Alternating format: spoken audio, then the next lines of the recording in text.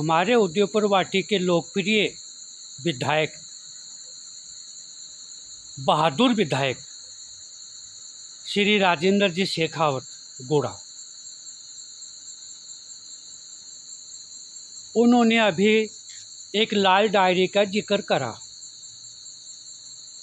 और वो लाल डायरी क्या है, इसके बारे में या तो वो बता सकते हैं या लिखने वाला बता सकता है। लेकिन राजेंद्र जी कह रहे हैं, विधायक जी कह रहे हैं कि मैं 9 मंजिल से वो डायरी लेकर आया। वहाँ धर्मेंद्र राठौड़ जी के यहाँ ईडी का छापा पड़ रहा था। 150 सीआरपी जवान थे। साथियों, ले आए होंगे, बहादुर इंसान है, बहुत बहादुर है, ले आए होंगे। लेकिन मैं राजेंद्र जी से एक बात पूछना चाहता हूँ। फ्लैट के अंदर, मकान में तो 2-3 दरवाजे रख सकते हैं हम, लेकिन फ्लैट के अंदर मेन दरवाज़ा एक ही रहता है। अगर कोई बड़ा फ्लैट हो तो उसके 2 दरवाजे होते हैं। लेकिन जब ईडी का छापा पड़ती है तो ईडी के जवान दोनों दरवाज़ों के ऊपर, सबसे पहले दरवाज़ों के ऊपर ही खड़ी होती है जाके, ताकि कोई बाहर से अंदर नहीं जा सके और अंदर से बाहर नहीं आ सके। मैं बराबर बोल रहा हूँ ना साहब? 150 जवान, सीआरपी के जवान, जो बहुत बहादुर जवान रहते हैं, वो कमांडो रहते हैं,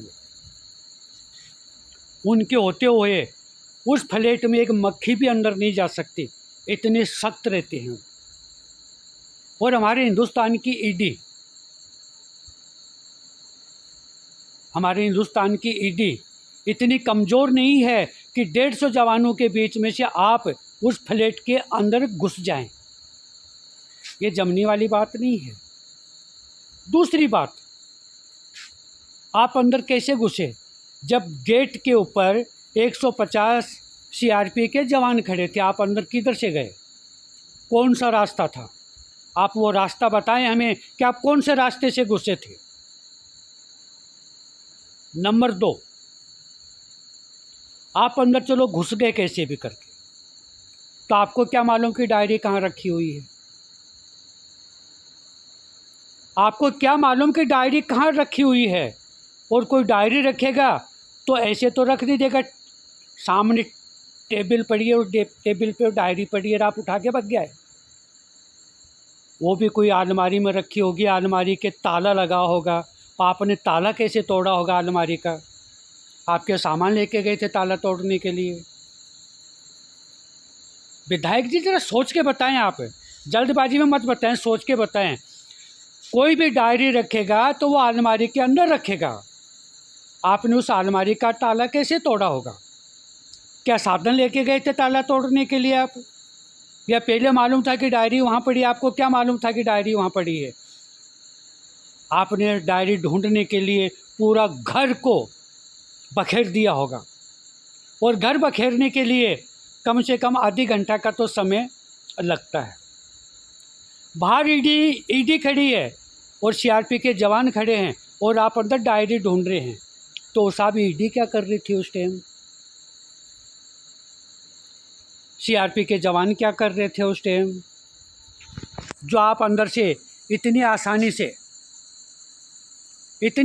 से आप डायरी लेके आ गए? हजम नहीं हो रहा साहब, आप बुरा मत मानिएगा, हजम नहीं हो रहा है।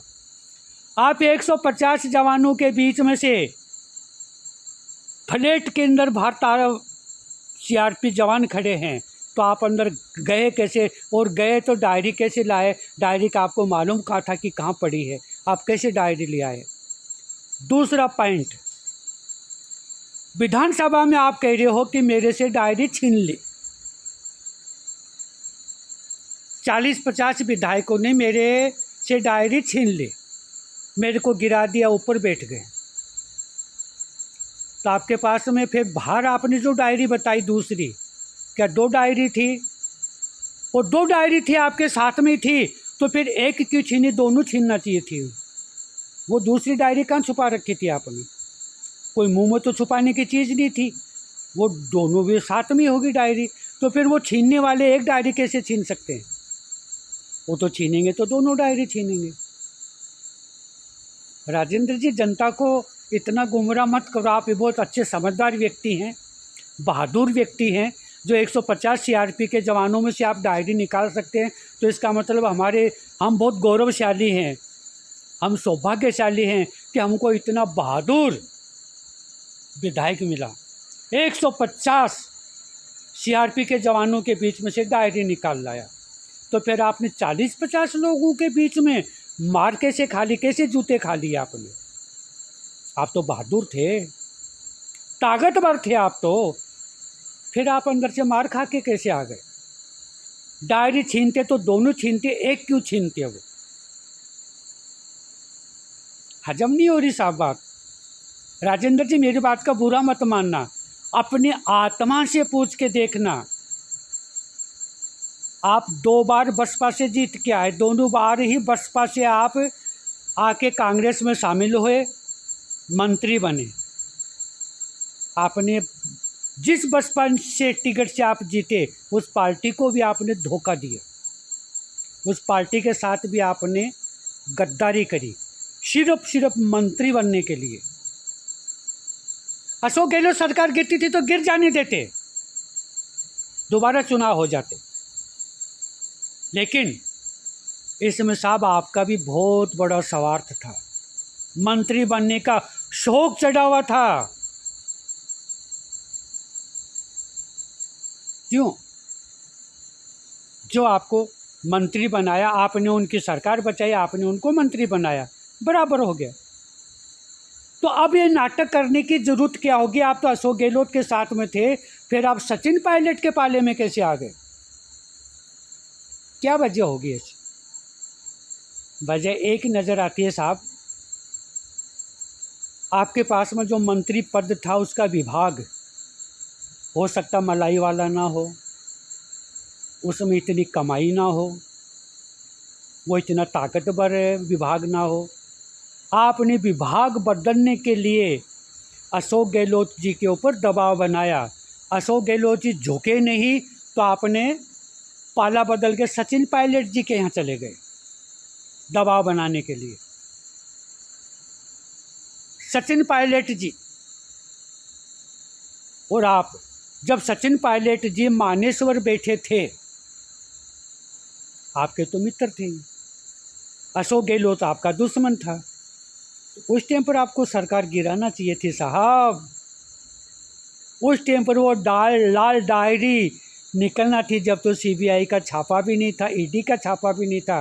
और उस टाइम पर आप वो डायरी निकाल के लाते और पूरी जनता के बीच में खोलते और सचिन पायलट जी का साथ देते और सचिन पायलट जी को मुख्यमंत्री बनाते।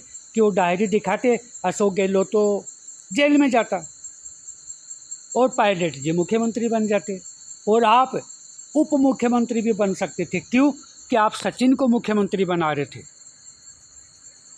जब आप तो शुरू से ही, जिस दिन अशोक गहलोत जी ने शपथ ली थी उसी दिन आप सचिन पायलट जी को मुख्यमंत्री बनाना चाहते थे। आपका बयान आया था टीवी पे। तो फिर मानेसर में आपने वो डायरी क्यों नहीं निकाली? अशोक गहलोत की सरकार क्यों नहीं गिराई? और अब 4 महीने चुनाव के बचे हैं और आप ये बवंडर फैला रहे हो। ये जनता सब जानती है साहब। उदयपुर वाटी की जनता बोलती नहीं है लेकिन समझती सब कुछ है। उदयपुर वाटी की जनता भोली है लेकिन जानती सब कुछ है। आपने तो साहब इतना डर का माहौल बना रखा है, आपके खिलाफ कोई बोल नहीं सकता। आपके खिलाफ बोलते हैं तो आपके गुंडे उसके साथ में मारपीट कर देते हैं। डर तो मुझे भी है, हो सकता कल मेरे साथ भी कुछ हो जाए। डर तो है साहब मुझे भी, मेरे भी बच्चे हैं। लेकिन इस उदयपुर वाटी के लिए अगर मैं शहीद भी हो जाऊं तो कोई बड़ी बात नहीं है। एक गलत आदमी का एक गलत आदमी का साथ नहीं देंगे हम। आप गलत हो। अशोक गहलोत जी की जोड़ आप कहीं भी नहीं कर सकते। इस पूरे हिंदुस्तान के अंदर,